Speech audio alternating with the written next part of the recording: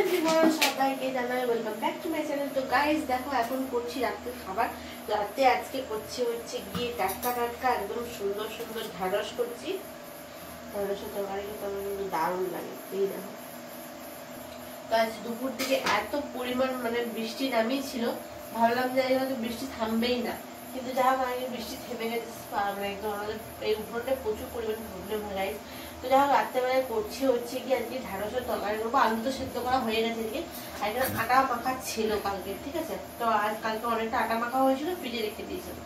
আজকে ওই জন্য আটাটা বার করে ফেলে আটাটা রেডি হয়ে গেছে। এখন ঢ্যাঁড়সটা আমি কাটবো।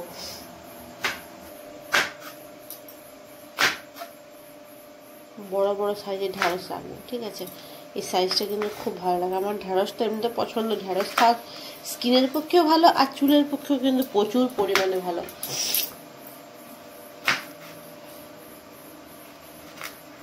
এই দেখো, এইরকম সাইজ রাখবো বড় বড়।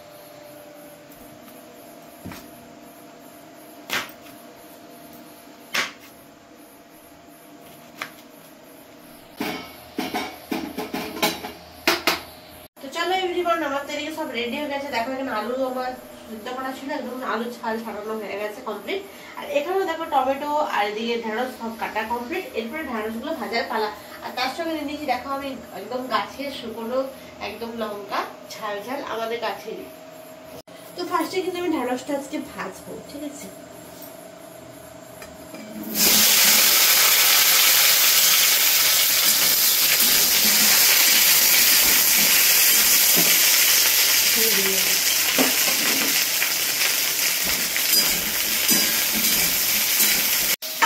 একটু হলুদ দেবো,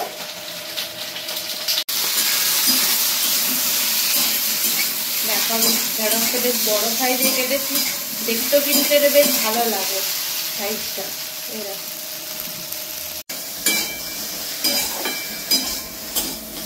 শুধু হলুদ দেবো না, এরপর একটু লবণও দেবো। লবণ দিয়ে অল্প ভাজবো, তারপরে তো সবুজ সবুজ থাকবে তখন তুলে দেবো। অল্প ভাজবো, বেশি না। এরপরে দেবো অল্প লবণ, এরপরে ভাজবো।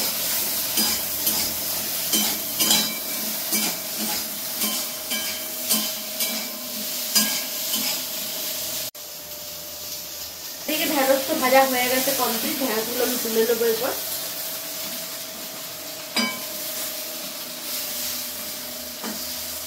তো এদিক তো ঢেঁড়স ভাজা তোলা হয়ে গেছে, এখানে তেলও দিয়ে দিয়েছি। তেলে দিয়ে দেবো 5 ফোড়ন। এরপরে মেন একটু রান্নাটা করবো। আর তার সঙ্গে দেবো 2টো শুকনো লঙ্কা। আর এটা কিন্তু গাছের শুকনো লঙ্কা, ঠিক আছে। গাছ থেকে কাঁচা লঙ্কাটা শুকিয়েছি সেটা।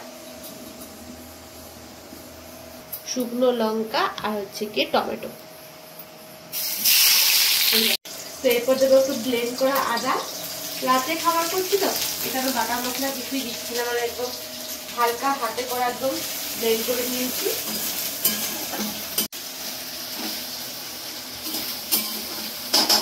এরপর দেবো সেদ্ধ করা আলু।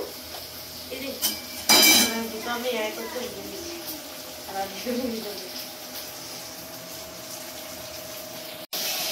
তো রাতে আর আমি শিলনোড়া বার করলাম না, একদম হাতে করে নিয়েছি। একটু আদা দিয়ে দিচ্ছি, আলু সেদ্ধ করা।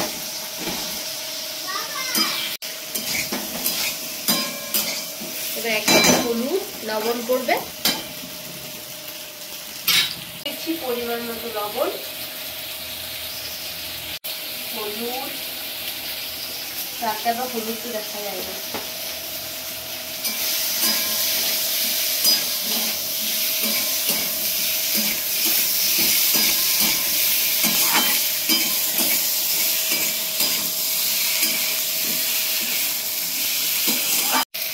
অল্প জিরে দিয়েছি কম। আলুটা বেশ কিছুক্ষণ ভাজা আমার হয়ে গেছে। এরপরে দেবো জল এখানে। তো চলো, এখানে তো আমার মোটামুটি জল দিয়ে একদম কষানো হয়ে গেছে আলুটা। এরপর দিয়ে দেবো ঢেঁড়সগুলো একটু। তো ঢেঁড়সগুলো এরপর দিয়ে দেবো একটু ঝোলে ফেলে, পরে ঢেঁড়সটা একটু ফুটিয়ে নেবো, আর একটু নরম হবে ঢেঁড়সটা।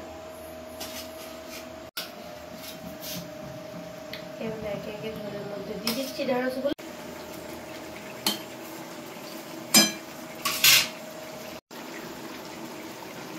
রাতে রুটির সঙ্গে কিন্তু এরকম কচি কচি ঢেঁড়সের তরকারি কিন্তু দারুণ লাগে, আমার খুব ভালো লাগে। এই ঢ্যাঁড়সের তরকারি। আর এই ঢ্যাঁড়সের তরকারি কিন্তু আমার দিদা করতো, এত সুন্দর লাগতো। এখন আর সেই ঢ্যাঁড়সের স্বাদ নেই, আগে যে ঢ্যাঁড়সের স্বাদ ছিল এখনো সেটা নেই। তো যাই হোক, এখনকার চলতে হবে সেরকম ভাবে। চলো, আমি রান্নাটা একটু কমপ্লিট হয়ে গেল মোটামুটি।